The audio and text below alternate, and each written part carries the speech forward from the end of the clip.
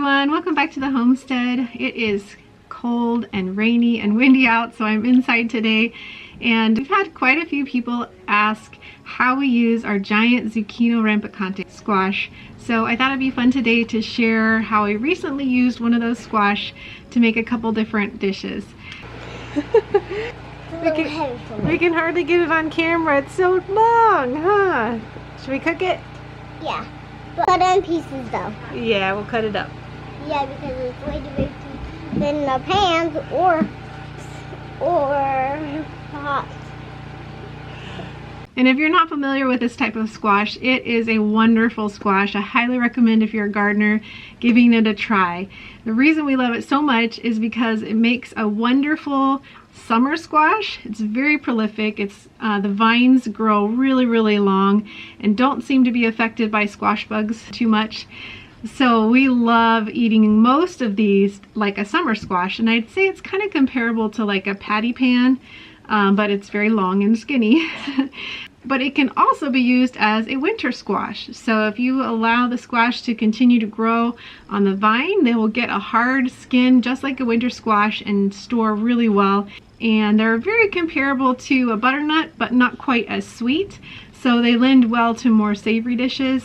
So anyway, the first thing that we did with our giant squash just here recently, I used about 1.5 feet of the end of it to fry up with some onions. And so I basically just skinned them. I cut them up kind of like in the shape of like French fries.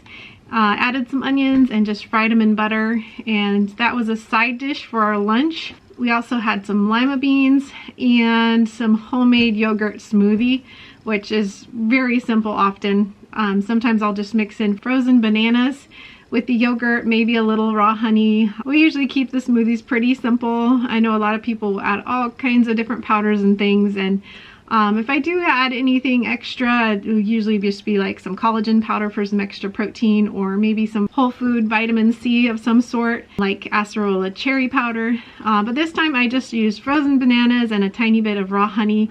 Really simple and quick and easy. So that's what we had for lunch. The fried squash and onions, lima beans, and some smoothie. I know it doesn't seem like it goes together really well, but actually the lima beans and the squash mix went fantastic together. All I did for the lima beans is add a little bit of butter, salt, and pepper, and it went really well with the fried squash and onions. And actually, Abigail came back for at least 5 helpings of the squash. I was pretty amazed at how well she liked it.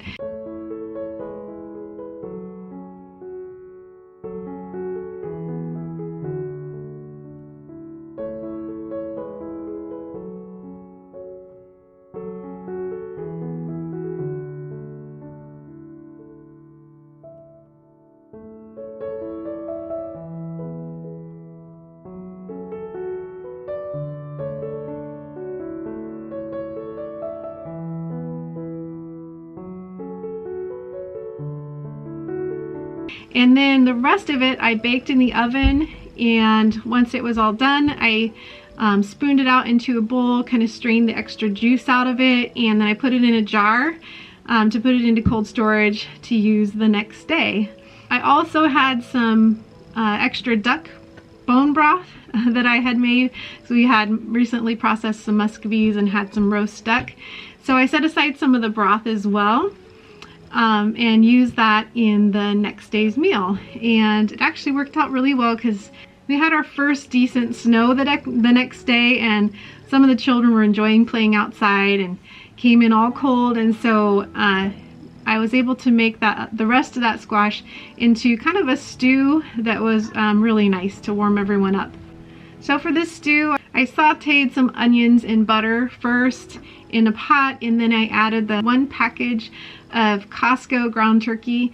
To the ground turkey, to make it kind of have a sausagey flavor, I added some salt, a little bit of granulated onions, some granulated garlic, a very small amount of ground rosemary, and also a very small amount of ground fennel, and then lots of pepper.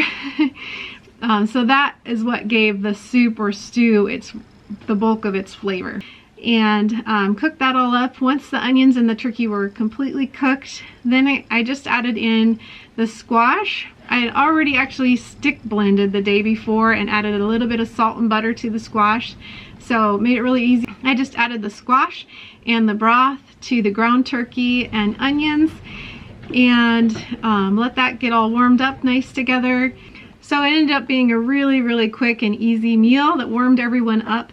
I would say if I were to change it at all, I would add more broth because it was very thick. It was definitely a stew, and I prefer it a little bit more like a soup. So for me personally, I would have saved aside some more broth and put almost equal amounts of squash mixture to broth in the soup. But for those who like a more thick stew kind of thing, just that little bit of broth gave it some added flavor, and it worked out really well. What do you think? Is that yummy? Yeah. Like it. You love squash, don't you? Yeah. Because once I just ate loads of squash. Some other things that could be added to that super stew would be some cooked carrots. That'd be really good. And if you like hot peppers, some kind of hot pepper would be really fun to add to it. If you like that spice, it would have gone really well with the kind of sausagey flavor in the stew. So those are two ways we use these amazing giant squash as winter squash. And as with any squash, there are really endless ways they can be used. We really love having lots of winter squash on hand for through the winter. They just store really well in our pantry that stays cool. It's kind of the back of the house, and so it stays the perfect temperature to store them all winter long. If you have a favorite way to use winter squash, could you share it in the comments below? I really enjoy reading through your comments and getting ideas from all of you as well. I think it's a great way we can encourage one another with new ideas. Thank you as always to our patrons who make these videos possible.